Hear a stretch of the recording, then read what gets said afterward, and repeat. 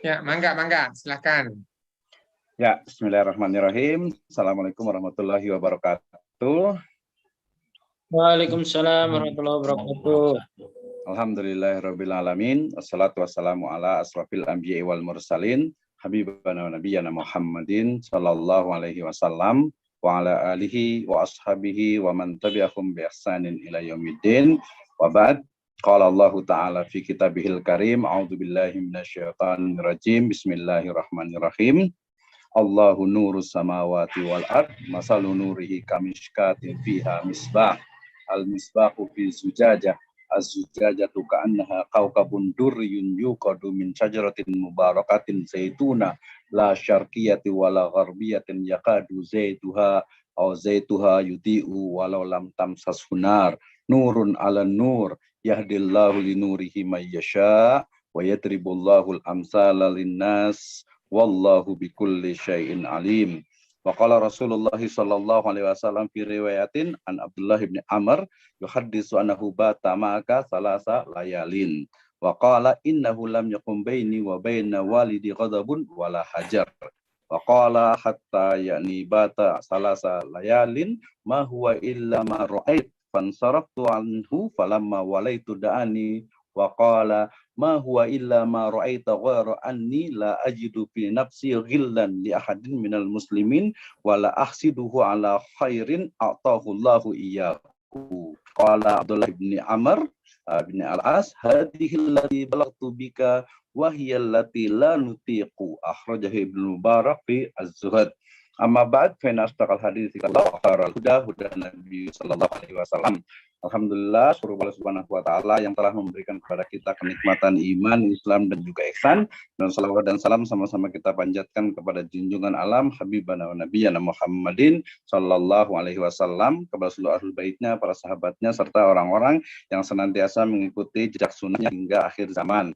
Pertama, saya ucapkan terima kasih kepada seluruh panitia, khususnya di konsorsium untuk Religion Studies dan juga di Sekolah Tinggi Ilmu Administrasi Al-Haris, kemudian juga Institut Ummul Qura Islami, Institut Islam Al-Hidayah, dan juga Pustaka Amma Alamiah yang mengadakan tema yang malam hari ini menurut saya sangat interesting, menarik sekali terkait dengan seri metode penelitian atau seri dari tadarus riset dan juga publikasi. Ini adalah pertemuan pertama. Hari ini kita akan bahas tentang terhadap metode, terhadap paradigma dari positivisme dan post-positivisme. Dan pada kesempatan malam hari ini kita mendapatkan dua orang pemateri yang sangat luar biasa, masih muda tapi memiliki pemikiran-pemikiran yang brilian. Yang pertama adalah Bapak Jamaluddin, MEI, beliau adalah Dekan Fakultas Ekonomi dan Bisnis Islam di Institut Ummul Qura Islami Bogor. Kemudian yang kedua adalah Bapak Lukman,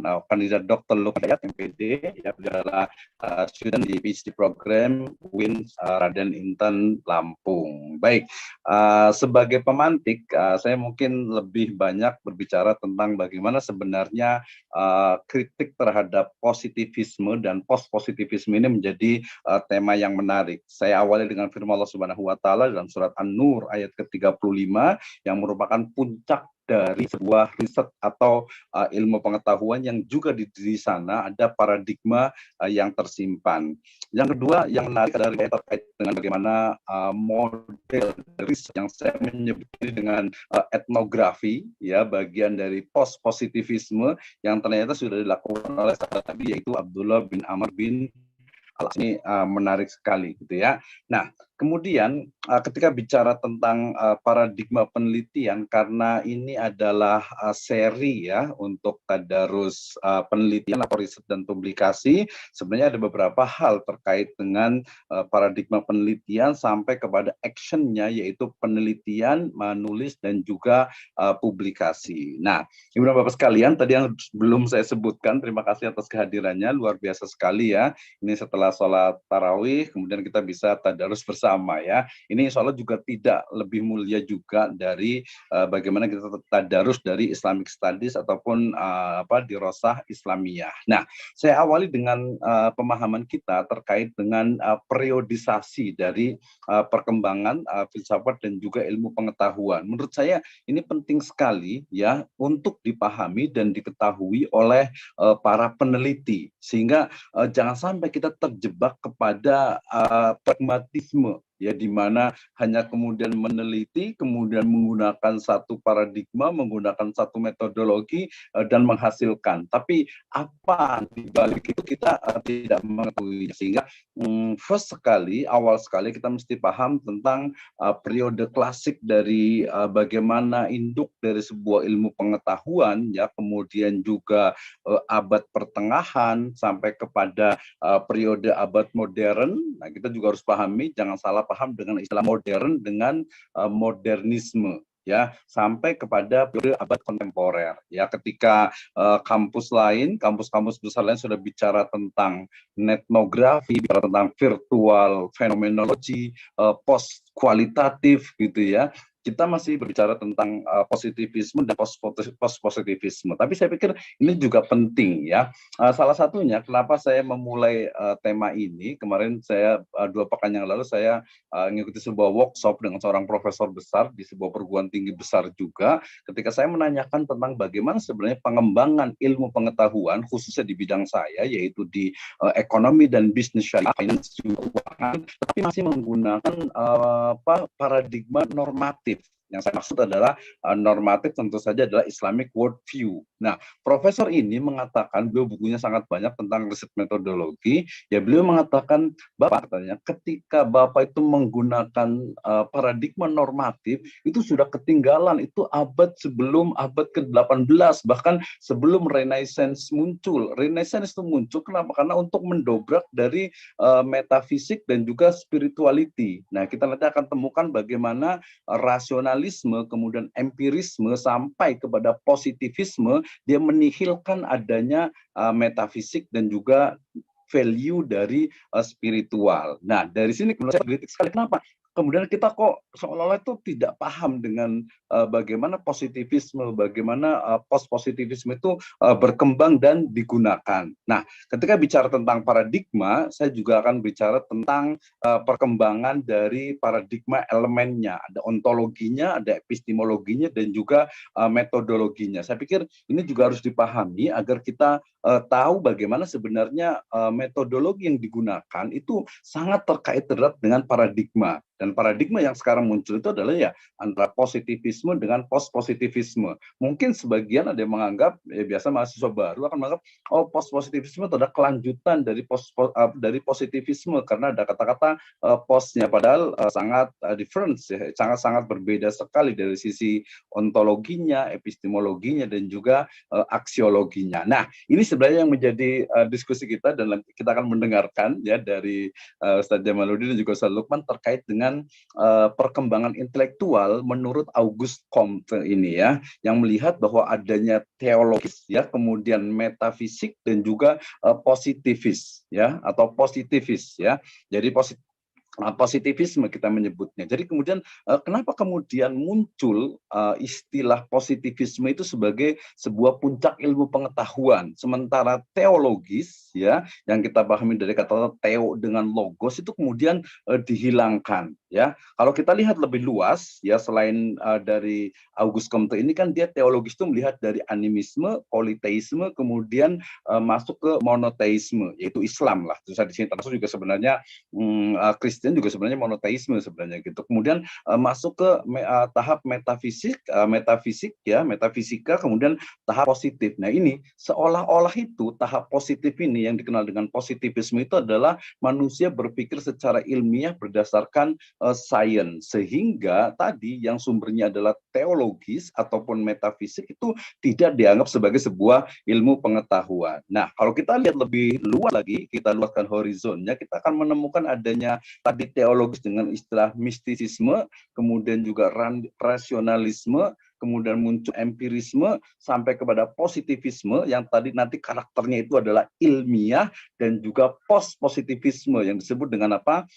Alamiah. Nah, ini menurut saya menjadi hal yang sangat menarik sekali untuk kita bincangkan terkait dengan berbagai paradigma yang berkembang dari mulai rasionalisme, kemudian juga empirisme, kemudian juga bagaimana pola-pola positivisme sampai kepada post-positivisme atau sampai kepada sekarang disebut dengan postmodernisme yang menitik beratkan kepada teori tentang bagaimana sebenarnya yang disebut dengan ilmu pengetahuan dalam konteks penelitian. Tentu saja kita akan lihat nanti aksiologinya itu adalah di sini. Ya, sambil Newman dan Ben 98 tentang apa sih bedanya? Mungkin sebagian mahasiswa ada yang bingung, apa sih bedanya antara kuantitatif dengan kualitatif? Sekarang kita sudah menggunakan mixed method tentu saja. Nah, ini menjadi hal yang menurut saya mau tidak mau harus kita pelajari, terutama asumsi-asumsi dasar dari post-positivisme ataupun sebelumnya, yaitu positivisme itu sendiri. Nah, ketika kita masih bicara tentang positivisme, bicara tentang post-positivisme,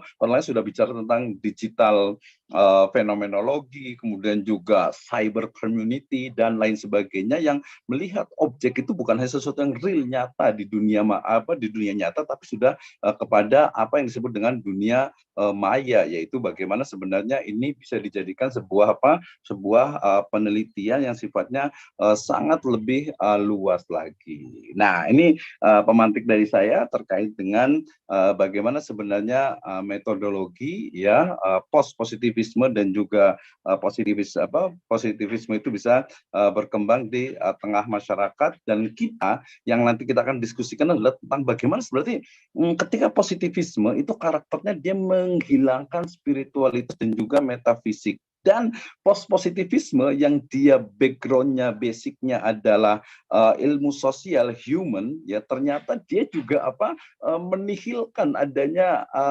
Theo itu sendiri, adanya Tuhan, adanya Allah Subhanahu wa Ta'ala. Nah, ini yang menjadi sebuah persoalan besar yang kita harus selesaikan ya sebagai seorang ilmuwan. Tentu saja bukan hanya menggunakan metode penelitian yang kualitatif atau kuantitatif atau mixed method, tapi tidak melihat. Kritik saya terakhir yang akan menjadi diskusi kita hari ini adalah di mana aina yakni mauqif manhajul bahas fil Islam. Jadi bagaimana sebenarnya metode penelitian yang berbasis kepada berbasis kepada paradigma Islam. Nanti disebut dengan Islamic misalnya approach, Islamic research design dan lain sebagainya. Baik, sangat banyak sekali yang kita bisa diskusikan ya. Kemudian saya akan cukupkan dulu ya, kemudian kita akan dengarkan bersama-sama ya pemaparan dari dua dari kita yang sangat baik sekali terkait dengan kritik dari positivisme dan juga positivisme. Ini menjadi hal yang masih muda gitu ya, kemudian bisa untuk digunakan sebagai satu bahan diskusi kita ya. Nanti insya Allah masing-masing pembicara kita kasih waktunya karena kita terbatas ini ya 15 sampai 20 menit ya. 15 sampai 20 menit, kemudian setelah itu kita bisa diskusi tentang positivisme dan juga post positivisme. Oke, untuk awal mengikuti ininya kita akan mulai dari sebentar, ada suara dikit ya. Oke, untuk awal kita akan panggil, saya rasa ini Pak Ustadz Kandidat Dr. Lukman Hidayat MPD sudah sangat familiar, terutama di ruang-ruang maya nih, di YouTube banyak sekali gitu ya. Kita akan dengarkan dulu pemaparan dari Ustadz Lukman Hidayat MPD terkait dengan kritik dari positivisme dan post-positivisme, yang nanti seri kedua kita akan bicara tentang madhab alternatif yaitu Islamic Research Design. Kepada beliau waktu dan tempatnya saya persilahkan sepenuhnya. Tafadhol, Ustaz. Terima kasih kepada Ustadz Dr. Misno yang saya muliakan. Bismillahirrahmanirrahim. Assalamualaikum warahmatullahi wabarakatuh. Waalaikumsalam warahmatullahi wabarakatuh. Innal hamdalillah nahmaduhu wa nasta'inuhu wa nastaghfiruh wa na'udzu billahi min syururi anfusina wa min sayyiati a'malina. May yahdihillahu fala mudhillalah wa may yudlil fala hadiyalah. Asyhadu an la ilaha illallah wahdahu la syarikalah wa asyhadu anna Muhammadan abduhu wa rasuluh. Ya ayyuhalladzina amanu taqullaha haqqa tuqatih wa la tamutunna illa wa antum muslimun. Amma ba'd. Kepada Dr. Misno yang saya muliakan, kepada pemateri Ustadz Jamaluddin dan semua yang hadir di sini yang saya cintai karena Allah. Puji syukur senantiasa kita panjatkan kehadirat Allah Subhanahu wa taala, sholawat serta salam semoga senantiasa tercurah kepada Nabi kita Muhammad sallallahu alaihi wasallam. Saya akan mencoba pada kesempatan malam hari ini untuk membahas dan sekaligus mengkritik ya tentang positivisme dan post positivisme. Tapi nggak tahu Ustadz ini nanti waktunya cukup atau tidak. Siap, insya Allah cukup. Nanti jangan-jangan saya dulu kemudian ya kayaknya baru positivisme ya yang akan saya awali dari positivisme dulu dan nanti mungkin pemateri selanjutnya Ustadz Jamaluddin yang ke post positivisme kalau waktunya tidak cukup. Jangan-jangan nanti takutnya sampai waktu sahur kita baru selesai. Enggak, jadi boleh disingkat langsung ke kritiknya saja karena ini kan nanti ada berseri juga, ada tambahannya. Gitu, Nah. ada seri keduanya. Silakan. Ya. Boleh share screen bisa? Saya izin share screen-nya. Oke, siap. Terima kasih. Sudah bisa ya. Jadi saya akan mencoba membahas atau memaparkan tentang kritik terhadap paradigma positivisme dan post-positivisme. Yang pertama tentang positivisme, ya.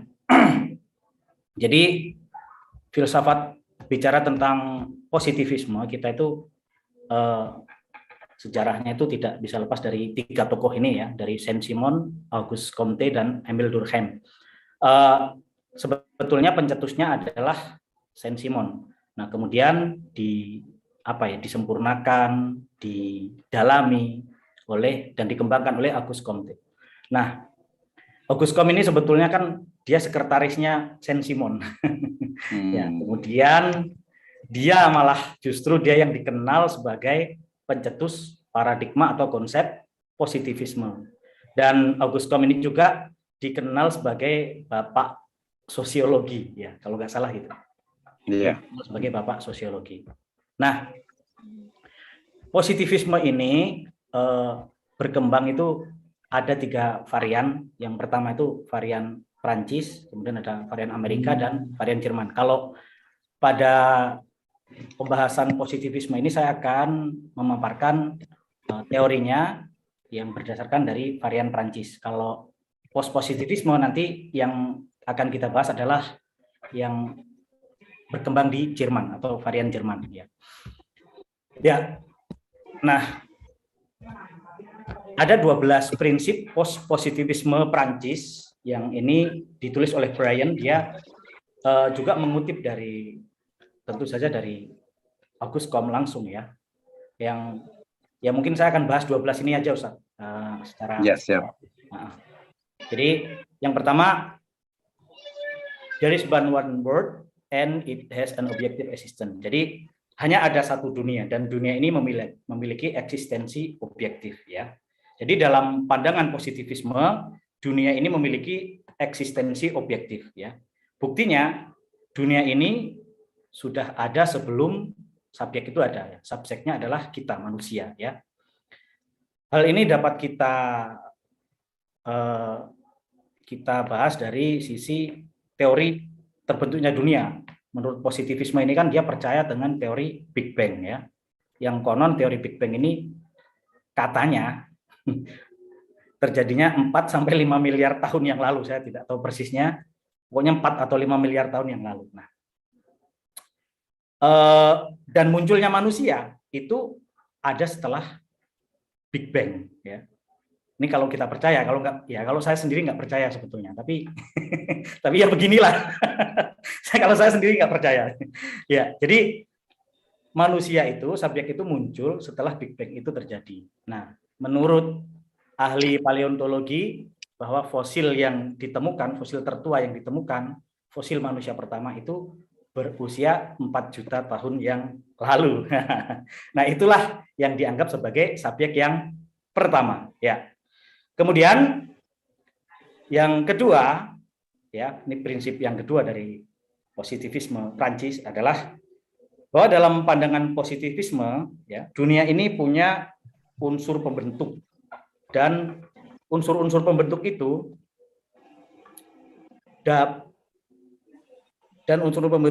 ya diatur oleh hukum-hukum atau tunduk pada hukum-hukum tertentu. Dan hukum-hukum ini bisa ditemukan hanya dengan sains, hanya bisa dibuktikan dengan sains. Dan sains ya adalah ya satu-satunya pengetahuan. Selain sains itu bukan ilmu pengetahuan. Karena itu sesuatu yang tidak bisa dibahas, sesuatu yang tidak bisa dibuktikan dengan sains, maka hal itu tidak bisa dipercaya. Nah, inilah jika orang barat yang berpegangan dengan positivisme, dia penganut paham positivisme, penganut madhab positivisme, maka dia ya hal-hal yang tidak bisa dibuktikan dengan sains, hal-hal metafisik, gaib segala macam, dia nggak akan percaya ya. Ya dia kalau kita cerita yang gaib-gaib, misalnya di Indonesia ini ada hantu ya, genderuwo segala macam, dia hanya senyum-senyum tapi senyum kecut gitu, senyumnya nggak percaya. Jadi dia nganggapnya jangankan itu ya, jangankan hantu, gaib, tahayul segala macam, dia mungkin dengan adanya Tuhan, dengan adanya Allah, para nabi, dia sulit untuk percaya karena hal itu menurut mereka tidak bisa dibuktikan dengan ilmu pengetahuan. Ini menurut positivisme ya, orang-orang yang bermadhab positivisme ya. Nah, sebetulnya PR kita adalah ya kita kembali ke prinsip nomor 1 tadi, misalnya tentang Big Bang ya. Ini kan teori ini diterima secara umum di dunia sains. Ya. Maka kalau kita ingin mematahkan teori ini ya kita harus membuat teori baru yang bisa diterima gitu. Tapi sampai sekarang kan belum ada ya. Ya. Kemudian prinsip yang ketiga ya, sains itu berbasis nalar dan observasi.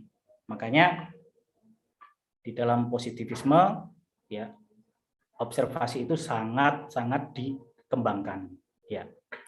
Kemudian prinsip yang keempat, sains itu tidak dapat menemukan semua unsur yang ada di dunia. Nah, ini dia ngaku juga ini. Ternyata sains ini bukan segalanya sebetulnya kan gitu.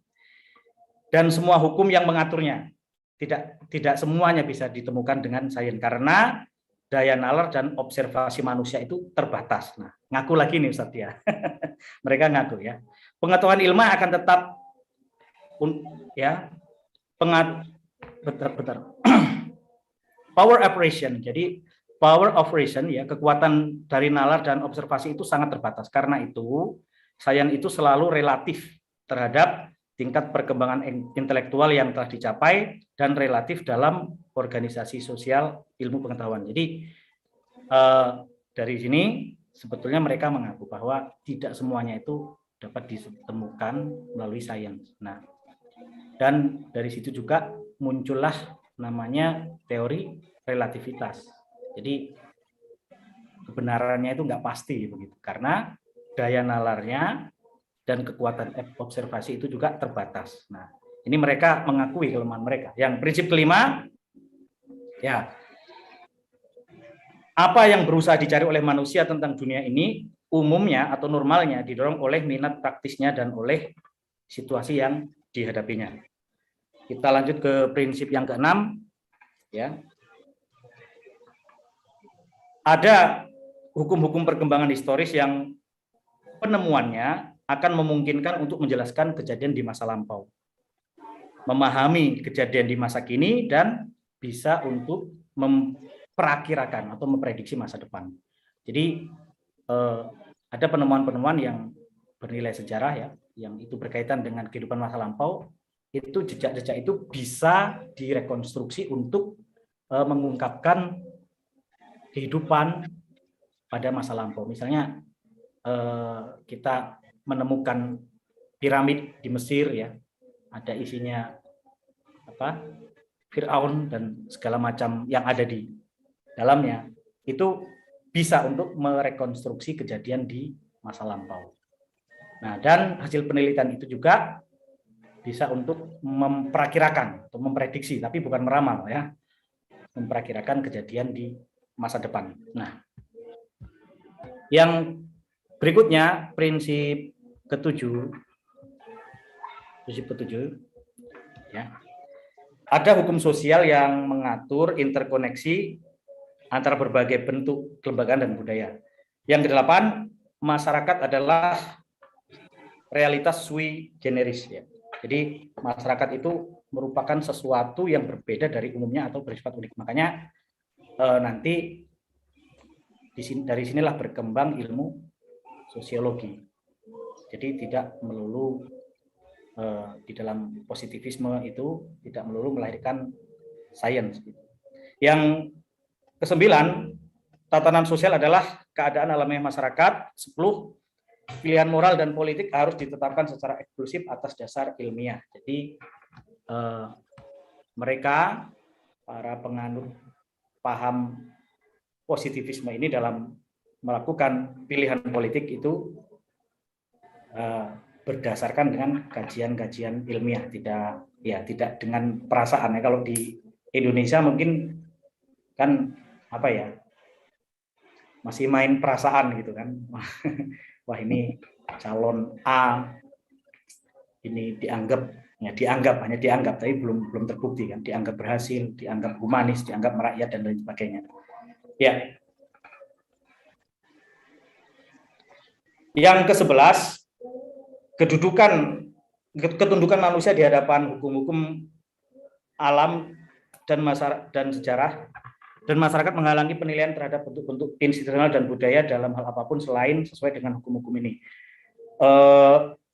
Kita ke ini yang ke-12 ya. Yang mungkin, yang konstruktif ya, sesuatu yang mungkin, yang konstruktif menggantikan yang negatif, yang kritis. Yang positif, yang relatif juga menggantikan yang teologis, yang metafisik dan absolut. Jadi, disinilah yang perlu kita kritik secara tajam. Jadi, hal-hal yang metafisik, hal-hal yang teologis di dalam positivisme ini oleh mereka tidak dipercaya. Ya. Nah, langsung saja Ustadz, mungkin kita ke ini. Saya agak panik juga ini. Kita langsung ke kritiknya. Jadi, oke, nggak apa-apa, silakan. Takut waktunya ini mungkin nanti yang masalah positivisme bisa dibahas oleh Ustadz Jamaluddin ya. Jadi kritik yang bisa kita lontarkan adalah bahwasanya tadi berdasarkan prinsip nomor 2 katanya sains itu adalah satu-satunya ilmu. Padahal kalau menurut saya dan Anda semua mungkin kita percayalah, kita yakin bahwa sains itu bukan satu-satunya ilmu pengetahuan. Dan tadi di dalam 12 prinsip jadi juga dikatakan bahwa sumber ilmu pengetahuan itu adalah nalar dan observasi, itu hanya satu-satunya untuk mereka. Padahal kita percaya bahwa sumber ilmu pengetahuan bukan hanya nalar dan observasi. Nah, mereka juga luput ya bahwa di dalam ilmu pengetahuan itu kan ada yang namanya bahasa. Jadi ilmu pengetahuan atau sains itu seharusnya itu dia bersumber dari bahasa. Ini penting karena kalau bahasa itu kan muncul sejak manusia itu ada, itu muncul bahasa. Nah, sains belum muncul tapi bahasa itu muncul lebih dulu. Nah, maka bahasa ini merupakan salah satu sumber ilmu pengetahuan. Kalau kita kaitkan di dalam Al-Quran misalnya, Al-Quran itu kan turun dengan bahasa Arab ya. Fa innama yassarnahu bilisanika la'allahum yatadzakkarun ya. Sesungguhnya kami ini menurunkan Al-Quran dengan lisan kalian ya, supaya mereka mendapat pelajaran. Itu di dalam surat Ad-Dukhan ayat 58. Kemudian di dalam surat Yusuf ayat 2 ya. Inna anzalnahu Qur'anan Arabiyyan la'allakum ta'qilun ya. Sebenarnya kami menurunkan Al-Qur'an itu berbahasa Arab agar kamu mengerti. Nah, ini kan peran pentingnya bahasa dalam ilmu pengetahuan kan di situ. Ini enggak terjangkau oleh orang-orang positivisme. Ya. Kemudian dalam surat Zukhruf ayat 3 itu dikatakan inna ja'alnahu Qur'anan Arabiyyan la'allakum ta'qilun ya. Sesungguhnya kami menjadikan Al-Qur'an dalam bahasa Arab agar kamu mengerti. Nah, inilah peran penting bahasa di dalam perkembangan ilmu pengetahuan. Ya. Nah, kita bisa membantah ya bahwa mereka mengatakan ya sains itu hanya satu-satunya ilmu pengetahuan, dan bahkan kita bisa mengatakan bahwa banyak pengetahuan yang tidak berdiri atas dasar sains, tidak berdiri atas dasar observasi dan juga nalar ya. Misalnya ajaran agama Islam, kita harus meyakini bahwa kedudukan agama Islam ini di atas sains. Ini prinsip wajib yang harus kita pegang ya. Buktinya apa? Ya, kitab suci itu berasal dari firman Allah, kita harus percaya. Ya, kita harus percaya. Sabda Nabi juga bersumber dari wahyu, bukan dari hawa nafsu Nabi ya. Wa ma yantiqu anil hawa in huwa illa wahyu yuha.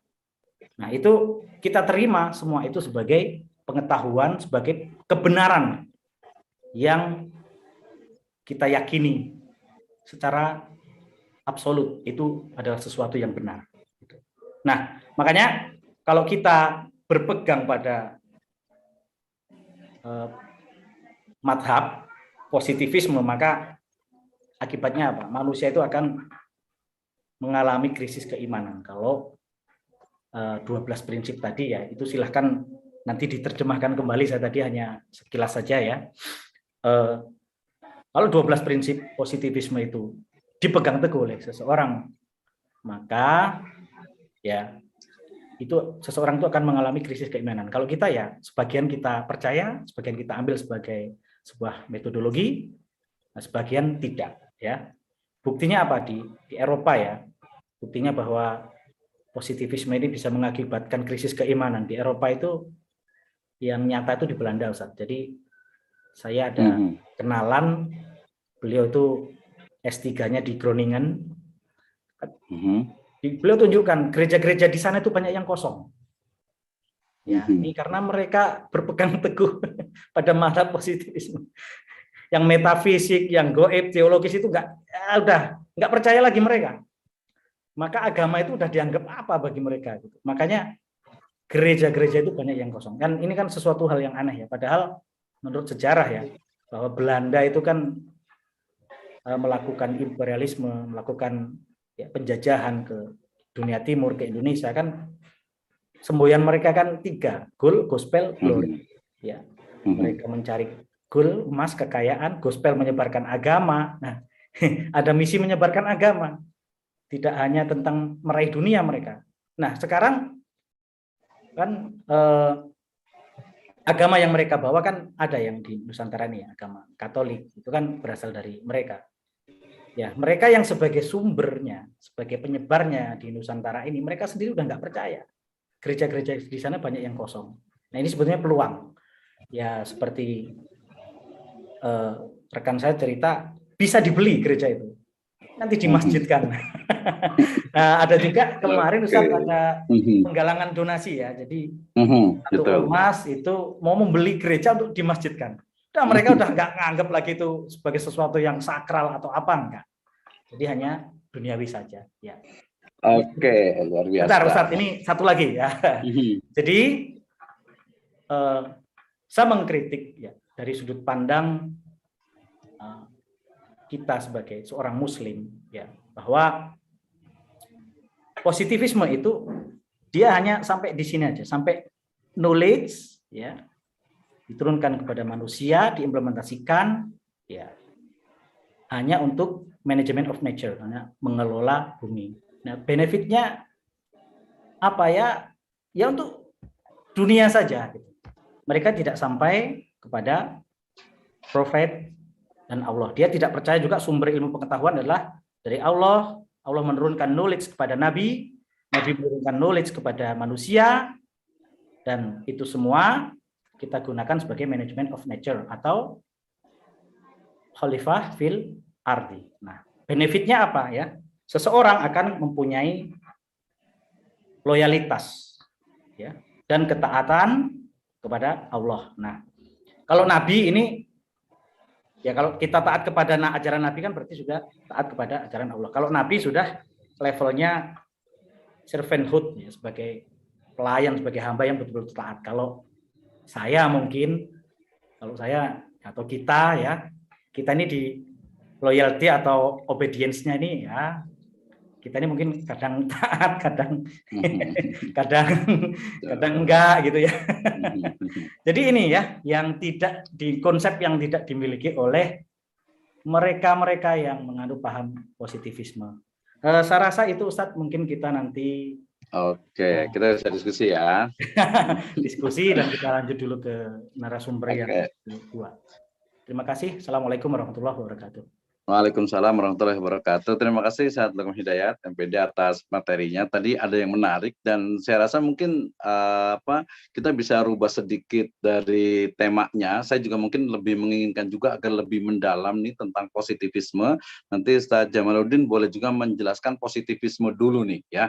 Nanti kalau mungkin pekan depan kita bisa fokus kepada positivisme karena tadi betul sih bahwa ketika positivisme itu dia kan sebenarnya lahir itu justru mendobrak terhadap doktrin gereja gitu ya. Mereka bukan tidak percaya tapi justru karena gereja itu telah gagal gitu ya dalam ilmu pengetahuan sehingga kemudian mereka menghilangkan yang namanya agama sehingga muncul sekulerisme gitu kan ya. Jadi menghilangkan semua yang sifatnya agama, metafisik gitu kan ya. Makanya berikan agama itu di tempat ibadahnya saja gitu kan sehingga kemudian ilmu pengetahuan itu lepas dari agama. Jadi kayaknya waktu yang diberikan kepada Pak Ustaz Jamaluddin juga bisa fokus ke positivisme dulu saja karena kita mungkin akan lebih banyak fokus dulu ke positivisme ya, bagaimana perkembangannya, kemudian tadi konteksnya. Kalau tadi sudah cukup luar biasa, walaupun udah layak untuk jadi dokter nih gitu ya.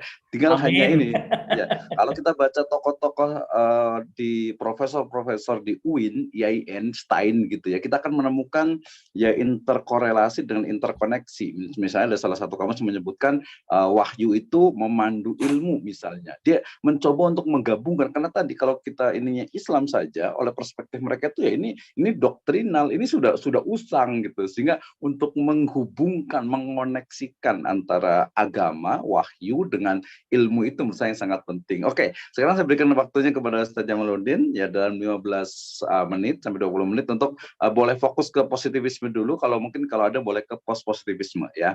Silakan Ustaz, boleh bisa share screen atau langsung saja? Ya, jazakumullah khairan katsiran. Assalamualaikum warahmatullahi wabarakatuh. Waalaikumsalam warahmatullahi wabarakatuh. Sama-sama kita hormati guru kita semua. Ustadz Dr. Abdurrahman Wisnu. Mudah-mudahan Allah senantiasa memberikan keberkahan dalam segala hal. Kemudian guru saya juga ini kita pernah dulu mungkin di Kurma Ramadan ya. Ustadz Luqman Hidayat nih. Iya betul. Alhamdulillah. Masih.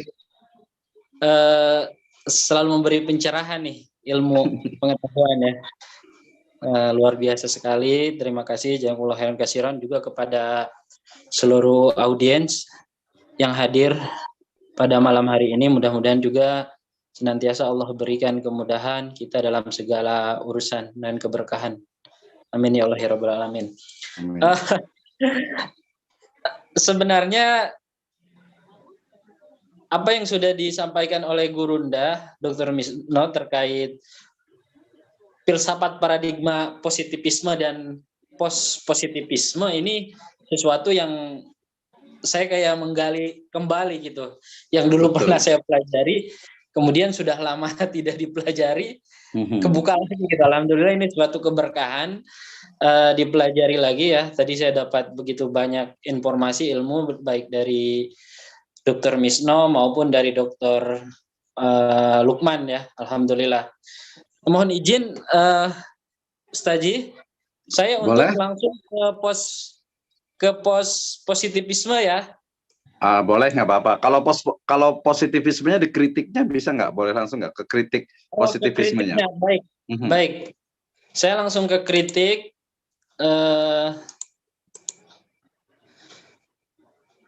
Jadi dalam hal ini seperti sudah kita ketahui bahwa positivisme ini lebih kepada bagaimana rasionalitas ya.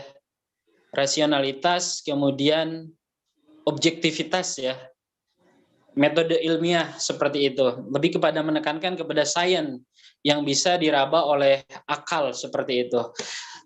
Tadi saya sangat setuju dengan Ustadz Lukman Hidayat terkait bagaimana paham-paham yang dari tokoh-tokoh positivisme ini mereka mengabaikan bahwa mereka menghilangkan sejarah yang seperti apa yang sudah pendahulu mereka yang menjadi dakwah ya, mungkin dakwah barat ya, yang tadi gold, glory and gospel ya, seperti itu. Dan mereka seperti kehilangan identitas kalau kita kritik ya terhadap bagaimana paham paradigma positivisme seperti itu Gurunda ya, itu. Jadi mereka menghilangkan sesuatu yang sebenarnya dalam kita mengakui sebagai umat muslim bahwa Allah itu ada gitu.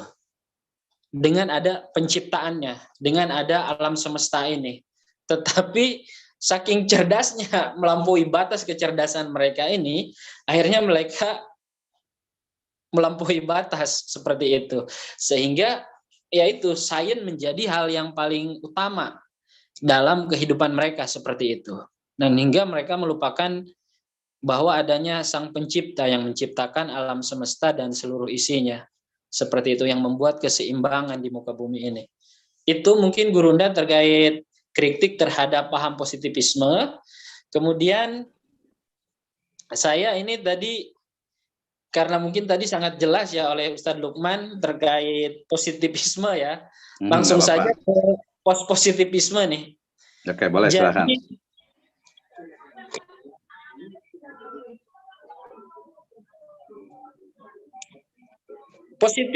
Post-positivisme ini merupakan sebagai paradigma kritis ya, yang mengkritisi daripada paham positivisme ya. Jadi pendekatan positivisme menurut paham daripada post-positivisme ini terlalu berfokus pada objektivitas dan pada penelitian empiris. Itu pendekatannya terlalu pada penelitian empiris semata gitu. Jadi dalam pandangan post-positivisme, sains dianggap hanyalah salah satu dari banyak pendekatan. Jadi tadi kalau dalam positivisme, sains itu sebagai satu-satunya ya yang paling utama gitu kan. Tapi kalau dalam paradigma positivisme ini bukan yang paling agung ibaratnya, bukan paling tinggi sains ini. Sains hanyalah salah satu dari bagian dari banyak pendekatan yang digunakan untuk memahami realitas yang ada seperti itu, keilmuan yang ada seperti itu. Dan bukan satu-satunya otoritas yang menghasilkan pengetahuan yang benar. Ya. Para penganut positivisme menekankan bahwa realitas tidak dapat dipahami melalui pendekatan objek semata, tetapi juga melalui interpretasi subjektif dan pengalaman individu. Ini yang dimaksud mungkin dengan empiris itu ya, pengalaman individu. Aliran yang ingin memperbaiki kelemahan pada positivisme, ya inilah aliran post-positivisme. Di sisi lain bahwa para pakar tokoh dari post-positivisme ini sependapat dengan para pakar, pendapat yang dikeluarkan para pakar dari pakar positivisme, bahwa realitas itu memang nyata dan sesuai hukum alam, gitu, seperti itu. Jadi dia mengkritisi, tetapi di sisi lain dia mengakui, gitu, seperti itu, Gurunda. Selanjutnya langsung saja ke kritik. Ini tokohnya ya, tokoh positivisme seperti yang sudah kita ketahui bersama-sama. Ini adalah Karl Popper ya. Beliau adalah lahir di Vienna, Austria. Kemudian merupakan salah satu dari sekian banyak filsuf ilmu dan pakar dalam bidang psikologi. Popper dikenal dengan gagasan falsifikasi sebagai lawan dari verifikasi terhadap ilmu. Falsifikasi adalah gagasan melihat suatu teori dari sudut pandang kesalahan dengan menganggap teori itu salah dan dengan segala upaya dibuktikan kesalahan tersebut hingga mutlak salah. Dibuatlah teori baru yang menggantikannya. Seperti itu. Ini salah satu tokoh positivisme yaitu Karl Popper. Selanjutnya langsung saja kita ke kritik. Kritik terhadap positivisme dan kritik terhadap positivisme. Nah, bagaimana positivisme cenderung mengabaikan peran penting subjektif dalam bentuk pengetahuan dan pemahaman manusia. Positivisme menganggap bahwa realitas dapat diukur dan diobservasi secara objektif. Dan dengan demikian mengecilkan peran subjektivitas dalam pengalaman manusia. Jadi positivisme ini terlalu bergantung pada metode ilmiah. Positivisme menganggap bahwa sains adalah satu-satunya metode yang sah untuk memperoleh pengetahuan yang benar. Dengan demikian mengabaikan sumber pengetahuan lainnya seperti pengalaman pribadi, seni, dan filsafat. Seperti itu Gurunda, ini kritik terhadap positivisme. Kemudian selanjutnya kritik terhadap positivisme. Jadi salah satu kritik utama terhadap positivisme adalah bahwa pendekatan kritis yang diterapkan dalam paradigma ini dapat mengarah pada relativisme epistemologis yang berbahaya. Relativisme epistemologis adalah pandangan bahwa tidak ada pengetahuan yang lebih benar atau lebih salah daripada yang lain.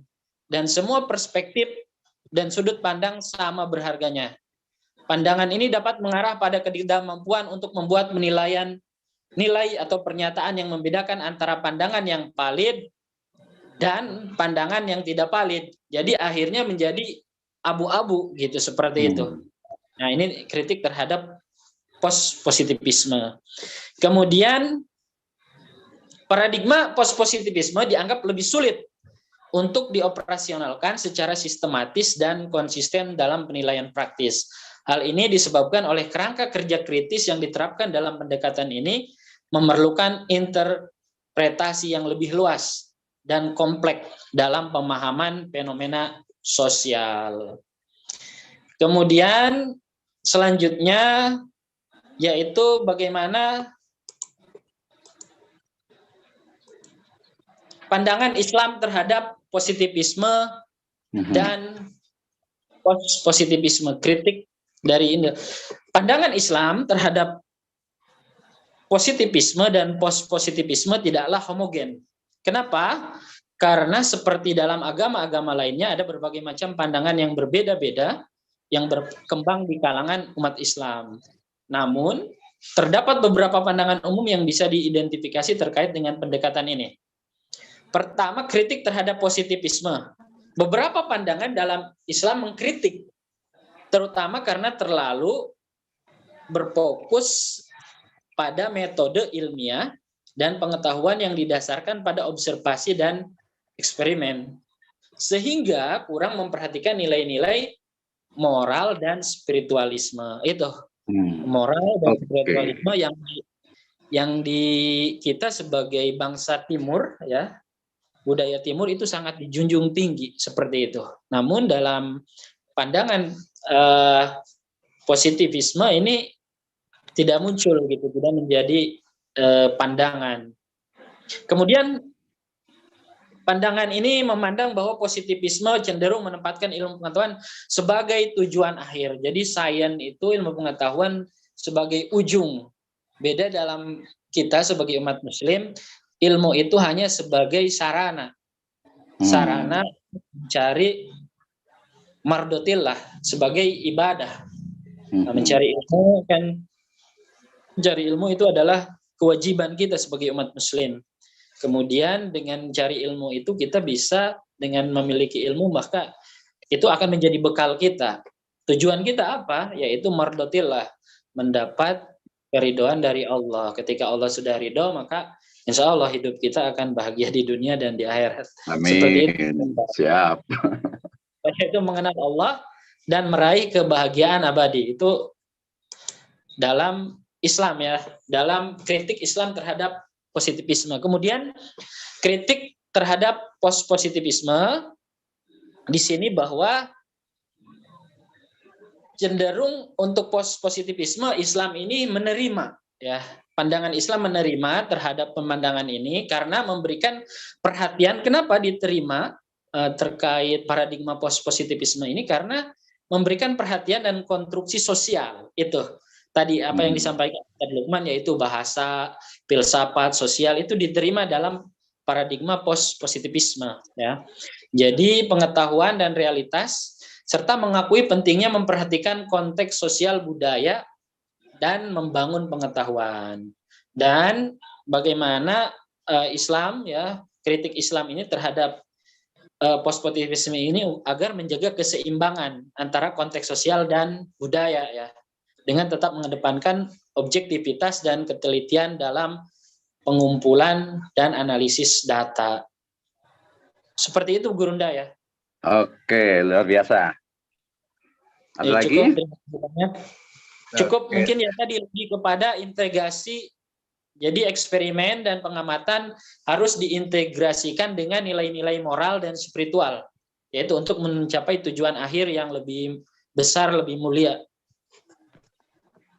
Oke, terima kasih Pak Jamaluddin. Luar biasa sekali ya. Artinya ini menurut saya temanya orang bilang itu berat, tapi menurut saya ini penting, harus betul-betul dipahami gitu ya. Tadi pertama tentang positivisme, terutama sebenarnya nanti kita pelajari dulu memang kenapa muncul positivisme. Ya kita tahu salah satunya itu adalah karena memang tadi doktrin gereja, teologi gereja begitu mengekang ilmu pengetahuan, sehingga kemudian ilmu pengetahuan itu mencoba untuk lepas dari doktrin agama. Nah, ketika Islam itu ada seperti apa nih? Karena waktu itu yang dihadapi kan bukan Islam gitu kan ya.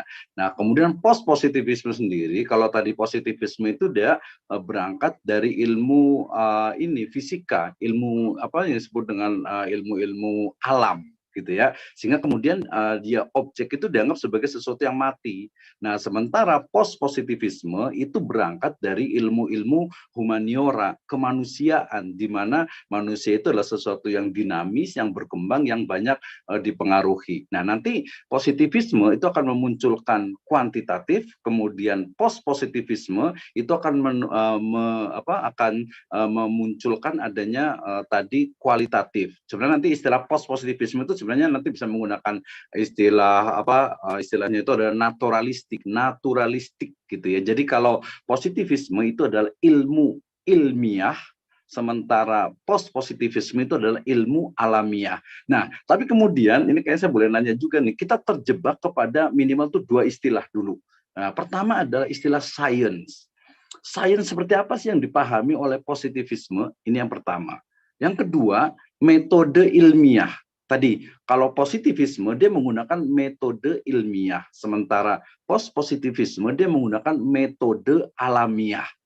Apakah yang alamiah tidak ilmiah? Belum tentu. Apakah yang ilmiah juga alamiah? Belum tentu. Tetapi kemudian, baik itu metode ilmiah ataupun metode alamiah, dia tidak menyinggung sama sekali Islam atau tidak menyinggung sekali masalah agama. Sehingga kemudian Islam yang dalam tanda petik itu dengan doktrinnya, dengan keimanannya, itu tidak ada ruang baik untuk positivisme ataupun untuk positivisme. Nah, kemudian kita memang terjebak tadi kepada aksiologinya. Kita selalu, apalagi di dunia di rumpun ilmu pendidikan, selalunya menggunakan istilah misalnya regresi linear berganda. Ada variabel dependent, ada variabel independent. Nah, saya mau nanya dulu nih, ya ada salah satu dari peneliti senior di BI, ya beliau mengkritik sekali terhadap variabel independent. Di dunia ini tidak ada satu variabel pun yang independen kecuali Allah Subhanahu wa Ta'ala. Sehingga ketika kita menyebutkan ini independen, ini bertentangan dengan nilai-nilai tauhid. gitu ya. Seluruh di dunia ini adalah dependent. Dia pasti dipengaruhi dan mempengaruhi, kecuali Allah Subhanahu wa taala yang independen. Tidak ada yang bisa memengaruhi Allah Subhanahu wa taala. Nah, kritik-kritik seperti ini itu sering sekali diremehkan gitu. Dan suatu enggak, itu berlebihan. Bukan, karena tadi dari sisi paradigmanya, baik itu positivisme ataupun post-positivisme, itu tidak ada ruang untuk agama gitu ya. Nah, walaupun misalnya saya membaca buku dari misalnya Prof. Kailan, misalnya beliau menggunakan istilah juga, nanti ada satu lagi Pak Turimin ya, yang menggunakan istilah namanya itu fenomenologi tauhid atau tauhidik fenomenologi. Ya, fenomenologi kita tahu itu adalah juga basic dari pemikiran post-positivisme. Nah, kritik seperti ini yang perlu kita jawab. Oke, saya tanya pertama dulu ke Ustaz Lukman nih. Coba Ustaz Lukman, apa yang dimaksud dengan sains dalam positivisme, dalam post-positivisme, dan dalam Islam? Mungkin dalam 1 menit. Silahkan, coba Pak Lukman, nanti ke Pak Jamaluddin nih. Sains itu seperti apa sih? Nanti yang keduanya adalah metode ilmiah itu seperti apa? Positivisme, post-positivisme, dan Islam. Silahkan Pak Lukman. Ya, terima kasih. Saya coba jawab ya. Jadi berdasarkan pemaparan tadi bahwa saya memahami baik positivisme maupun post-positivisme, dia menganggap sains itu sesuatu yang harus bisa dibuktikan secara empiris. Padahal yang namanya ilmu pengetahuan atau sains itu tidak harus selalu bisa dibuktikan secara empiris, tidak harus empiris. Dalam agama Islam banyak sekali, gitu kan. Bahkan di dalam fenomena alam maupun fenomena sosial itu tidak semuanya bisa dibuktikan secara empiris. Misalnya begini, misalnya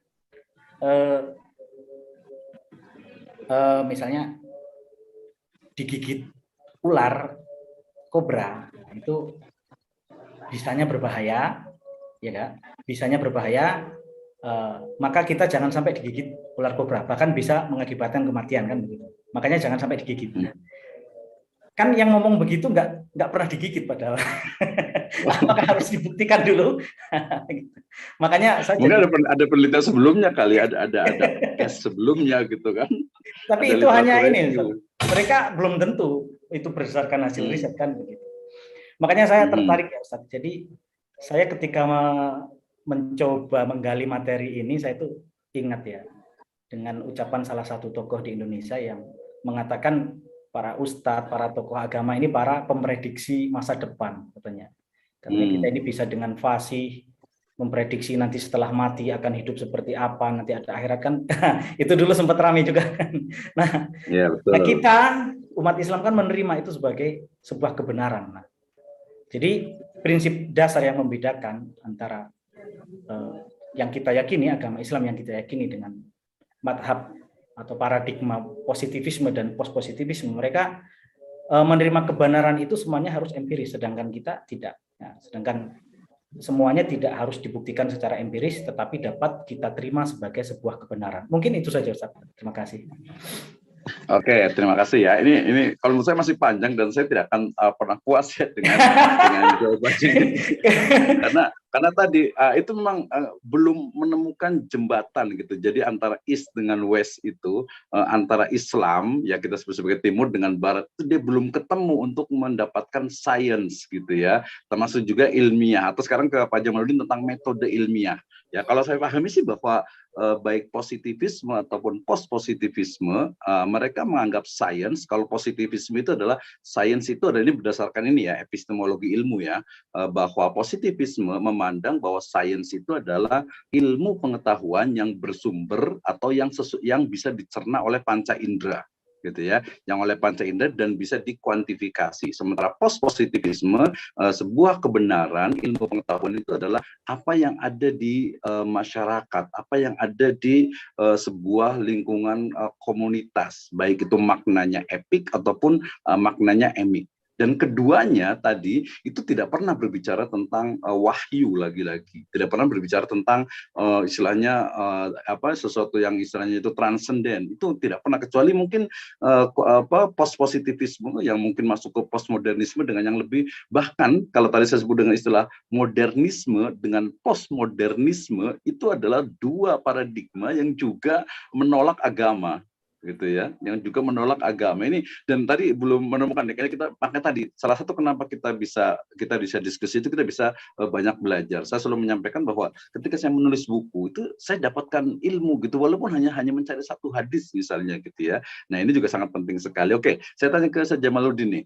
metode ilmiah tadi science ya, yang kedua adalah keywordnya itu adalah metode ilmiah. Kok positivisme itu sangat mengagung-agungkan metode ilmiah, bahkan di perguruan tinggi selalu yang dibahas ini loh metode ilmiah, tapi banyak teman-teman kita dari kalangan muslim ini adalah kajian ilmiah.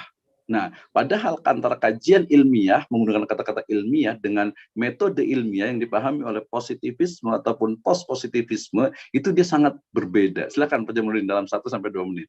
Sebelum nanti saya bacakan di chat room. Baik, Pak Dokter. Ini satu yang sangat seru ya, terutama apa yang dibawa oleh Dr. Ustadz Misno dan Ustadz Lukman ya, kandidat dokter Ustadz Lukman Hidayat. Tadi metodologi ya, metodologi ilmiah ya.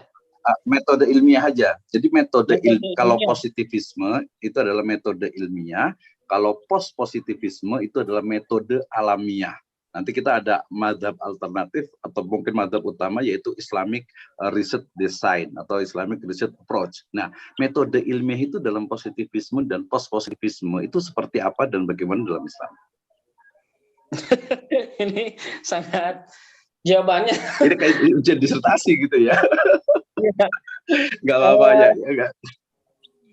Ya mungkin ini keduanya sebenarnya sudah kita praktikan ya di dunia kampus di perguruan tinggi ya. Misalkan metode positivisme biasa kita menggunakan tadi yang disampaikan oleh Gurunda, yaitu kuantitatif ya, data kuantitatif. Betul. Yaitu dengan tadi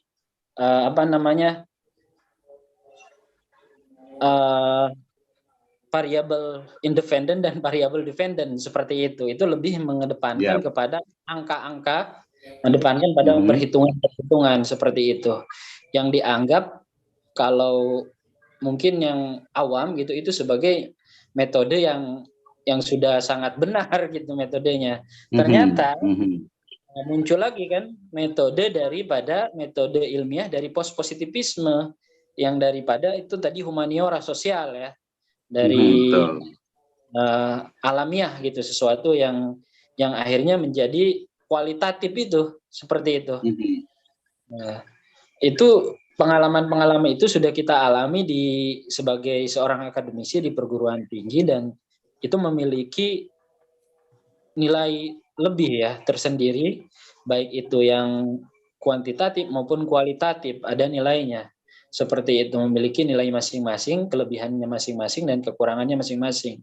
Adapun kita ketika mungkin saya di UIK ya, itu Islamic Worldview dari para gurunda semua disampaikan bahwa tadi ternyata ada alternatif seperti itu, bahwa Barat itu selalu menitik beratkan kepada ibaratnya hipotesis itu hanya dengan 2 variabel aja bisa membuat sebuah keputusan, untuk membuat keputusan di sebuah kebijakan dalam sebuah negara gitu. Saya kemarin dapat itu kemudian bahwa itu dikritis gitu, seperti itu. Dikritis bahwa itu tidak relevan lagi seperti itu. Itu sih yang didapat, tidak relevan dengan siap. Terima kasih Ustaz Jamal. Oke, terima kasih. Ini waktu kita udah malam, tapi maksudnya masih panjang nih. Saya bacakan juga. Tadi ada Dr. Yas, terima kasih ya. Tadi yang saya sebutkan profesor di awal, bukan Prof. Sugiono ya. Prof. Sugiono saya sering komunikasi juga, beliau luar biasa untuk di riset metodologi. Saya mendasarkan juga teman-teman ikutlah, saya udah ikut lebih dari 14 kali gitu ya, untuk memahami untuk metode penelitian gitu ya, metode penelitian itu paradigmanya. Walaupun tadi kita tidak menemukan apa yang Islamiknya itu yang mana, ini tugasnya Ustadz Lukman, makanya saya ngundang Pak Ustadz Lukman ini untuk bisa melihat untuk ke depan nih, untuk apa, mungkin mudah-mudahan pertemuan besok kita bisa ini lagi lebih ke ya oke lah kita sebut sebagai madhab alternatif dalam perspektif Western misalnya gitu ya, untuk melihat bagaimana sebenarnya kuantitatif, kualitatif, kemudian mix method ya, kemudian juga pengembangan. Nah ini yang menarik ini dari di chat room ini ya, terima kasih untuk Pak Dr. Yas ya, terkait dengan apa observasi gitu ya. Jadi kalau tadi positivisme itu kan melihatnya observasi, tapi jangan lupa post positif juga menggunakan observasi juga gitu ya, kemudian menggunakan interview, kemudian menggunakan tick description gitu ya, sampai kepada makna tadi emik ya, sesuatu yang memang makna yang dipahami oleh orang lain. Kenapa Ustadz Lukman pakai peci?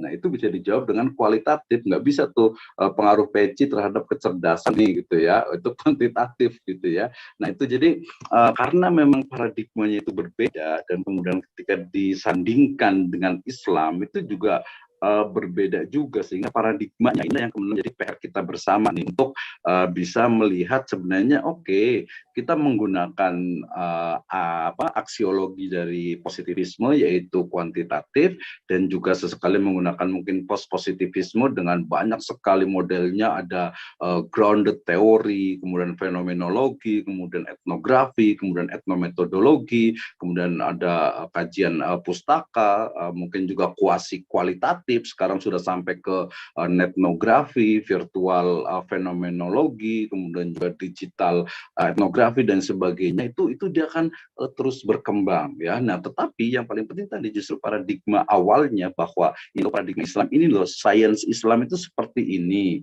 ya, tanpa meninggalkan, kita tidak anti dengan Barat gitu, tapi ketika dia terkait dengan ideologi atau paradigma ya kita punya sendiri ya. Mungkin mereka nggak bisa, mereka nggak bisa masuk di sini gitu. Oke, ada yang mau komentar? Pak Dr. Yas mau komentar silahkan, atau ada yang lain? Kita kasih waktu dalam mungkin 3-4 menit ke depan gitu ya. Jadi tadi yang Pak itu terkait ini menarik ya, tentang nadoro, kemudian aro'aitalladzi, kemudian juga tadi saya bawakan hadis tentang bagaimana Abdullah bin Amr bin Al-As tentang etnografinya gitu ya, kemudian juga kajian-kajian mendalam.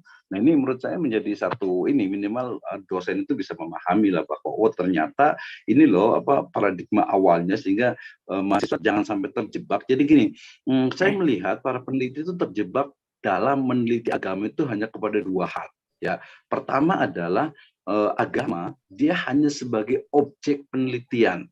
Kalau di pendidikan ya udah madrasah, pesantren dan sebagainya, dia hanya sebagai objek. Ingat, dia hanya sebagai objek. Kalau di ekonomi, bisnis, keuangan juga sama. Cuman misalnya perilaku keberagamaannya, kemudian juga lembaganya, kemudian mungkin institusi-institusinya. Jadi pertama agama dalam konteksnya itu hanya sebagai objek penelitian. Yang kedua, agama itu mungkin adalah lebih tinggi ya, dia hanya moral etik.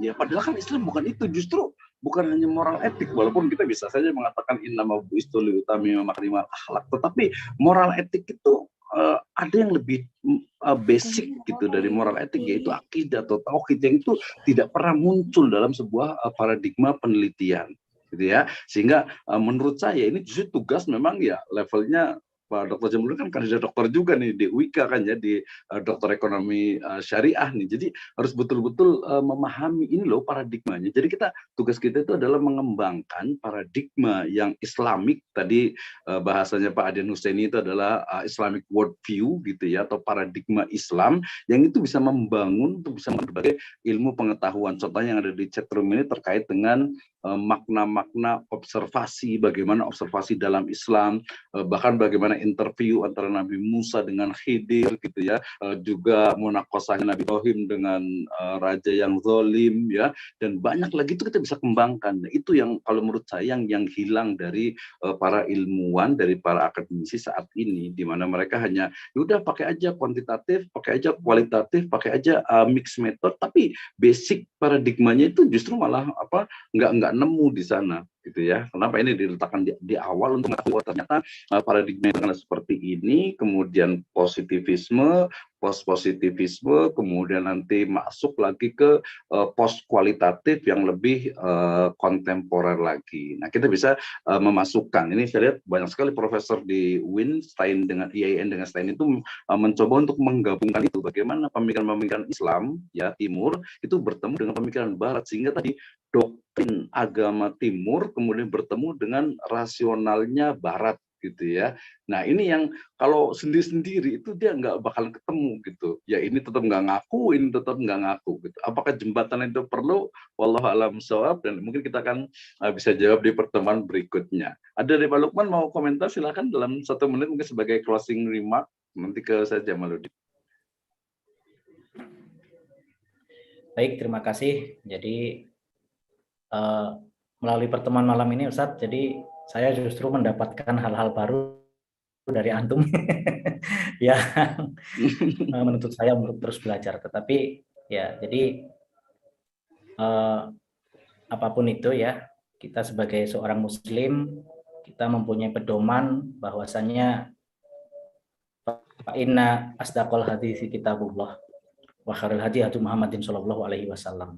Jadi kedudukan wahyu, kedudukan kitabullah dan kedudukan sabda Nabi itu adalah melampaui sains. Jadi yang sering kita ketemukan dalam upaya tadi itu, misalnya Dr. Misno mengatakan bagaimana untuk mempertemukan antara ajaran Islam dengan metode ilmiah Barat, metode penelitian orang-orang Barat. Nah, terkadang yang kita ketemukan malah terjebak ya. Jadi seolah-olah Al-Quran itu memerlukan legitimasi dari sains. Misalnya, oh ini ayat ini, ya. Oh iya sudah dibenarkan dengan ini. Jadi seolah-olah Al-Quran itu perlu legitimasi dari sains. Padahal tidak demikian. Kedudukan Al-Quran, kitabullah, wahyu dari Allah itu adalah di atas sains. Itu saja yang mungkin dapat saya sampaikan, Ustaz. Terima kasih. Assalamualaikum warahmatullahi wabarakatuh. Oke, terima kasih Pak Lukman. Mudah-mudahan saya mau memberikan tantangan lagi kepada Pak Lukman gitu ya. Jangan berat-berat ini, Ustaz. Enggak, justru ini terkait keimanan gitu. Tantangannya adalah ya kita sebagai Muslim yakin gitu bahwa Allahu Samad, bahwa la ilaha illallah Muhammadur Rasulullah. Nah, tantangannya adalah bagaimana membangun satu metodologi, terutama penelitian dengan dasar keimanan kita. Itu saja gitu ya. Jadi metodologi penelitian berbasis iman Islam. Bisa menggunakan istilahnya itu tauhidik paradigma tauhid bisa juga. Oke, terima kasih Ustaz Lukman atas waktunya. Ke Pak Jamaluddin mungkin memberikan closing remark ya dalam 1-2 menit. Apakah masih bisa? Silakan. Oke, mungkin lagi ke belakang gitu ya. Oke, itu ya. Jadi ini soalnya rencana kita hari Jumat juga akan adakan juga, kita nggak perlu ini banyak. Nanti sebenarnya yang lain kalau komentar juga boleh. Terima kasih untuk Pak yang sudah ada Pak Yas, Pak Sahamartua, terima kasih Pak Heri Tono, ini mahasiswa kita ya, kemudian juga dari KUA, Jabiran Raya, dan lain sebagainya. Ini karena waktunya memang agak ini, Pak Mitra juga, Pak Rina dan sebagainya. Nanti mungkin di pertemuan akan datang, karena waktunya memang agak sedikit terbatas ya. Oke, kita ke Jamaluddin untuk memberikan closing remark-nya dalam 1-2 menit terkait dengan sains, metodologi penelitian, ilmiah, dan juga Islam. Nah, terakhir saya kasih tantangan juga seperti Ustaz Lukman juga. Silakan Ustaz Jamal. Ya, bismillahirrahmanirrahim. Saya ucapkan terima kasih banyak pada kesempatan malam hari ini ngaji. Apa tadi temanya Pak Ustadz? Ngaji ya? Tadarus metode penelitian, tadarus riset, tadarus penelitian. Ini alhamdulillah pada malam ini saya tadarus dengan Dr. Ustadz Misno dan Dr. Ustadz Lukman Hidayat ya. Dapat banyak ilmu yang saya dapatkan, apa itu positivisme, positivisme, dan ini sangat erat kaitannya sebagai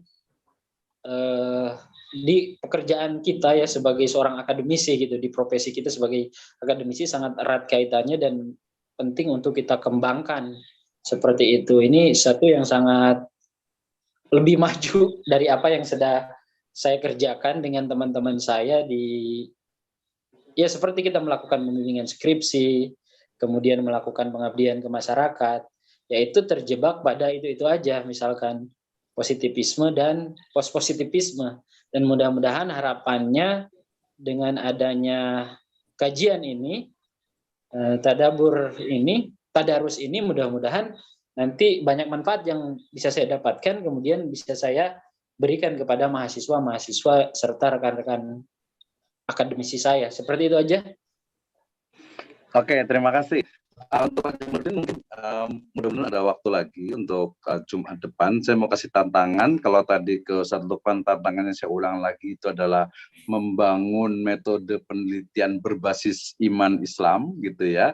Sementara untuk Pak Jamaluddin ini mungkin bisa mengembangkan metode penelitian khususnya ekonomi dan bisnis syariah itu berbasis syariah sendiri gitu ya, berbasis syariah. Misalnya sekarang Pak Ascarnya misalnya mengembangkan namanya Maqasid Index gitu ya. Nah itu salah satu perkembangan. Kemudian Prof. Chudori Masudul itu mengembangkan namanya itu tauhidik paradigm. Ada juga menggunakan maslahah performa. Jadi pengembangan metode penelitian berbasis Islam khusus untuk ekonomi, bisnis, dan keuangan syariah. Nah ini memang menjadi tema kita di seri batch yang kedua nih, terkait dengan tadarus, riset, dan juga publikasi. Mudah-mudahan bisa ya, Sejamaluddin ya. Jadi kita belajar lagi, ingat, salah satu semboyan saya adalah learning by teaching.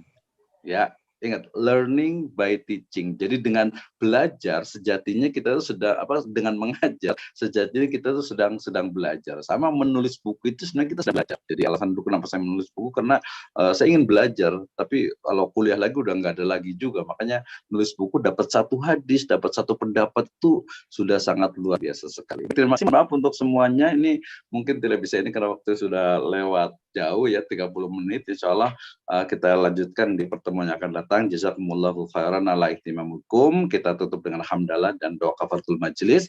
Alhamdulillahirabbil alamin. Subhanakallahumma bihamdika asyhadu an la ilaha illa anta astaghfiruka wa atubu ilaik. Assalamualaikum warahmatullahi wabarakatuh. Waalaikumsalam warahmatullahi wabarakatuh. Oke, syukran.